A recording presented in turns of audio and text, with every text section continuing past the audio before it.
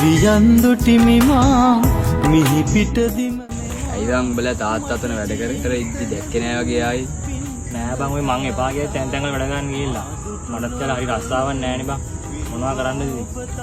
මොනවා වුණත් බං ඒ උඹලා තාත්තනේ බං. උඹට වචනයක් හරි කතා කරලා එන්න දීපි බං. එහෙම නෑ බං. තාත්තා නෑ මට එහෙම කරන්න කියලා කිව්වේ.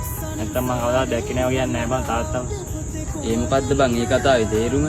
මම පතන වැඳ වැටිලා දෙවියන් ළඟම ඔබ වෙනවද තාත්තා මට හැම ආත්මෙම කොහෙද පුතේ යන්නේ? මම මොකක් රස්සාව බලලා එන්නම් තාත්තේ. හැමදාම මෙහෙම ඉන්න බෑනේ. ඒක නම් හොඳයි පුතේ. අම්මා නැතුව ඕම මාටින් බලාගන්න පුතේ. මං ඒක දන්නවා තාත්තේ. මං ගිහිල්ලා එන්නම්. පුතේ මම පාරේ වැඩ කරනවා දැක්කොත් දැක්කේ නැති දීටි යන්න. අනේ අයි තාත්තේ එහෙම කියන්නේ. පුතාගේ ආඩුව දැක්කොත් ලැජ්ජායිනේ. ඒකයි කතා ගන්න නැතුව යන්න කිව්වේ. අම්මා නැතුව මේ ජීවත් වෙන්නේ කොහොම හරි කරන්න පුතේ. එයාට තමයි බං ඇත්තම තාත්තා කියන්නේ. මගේ ලෝකේ වීරයා.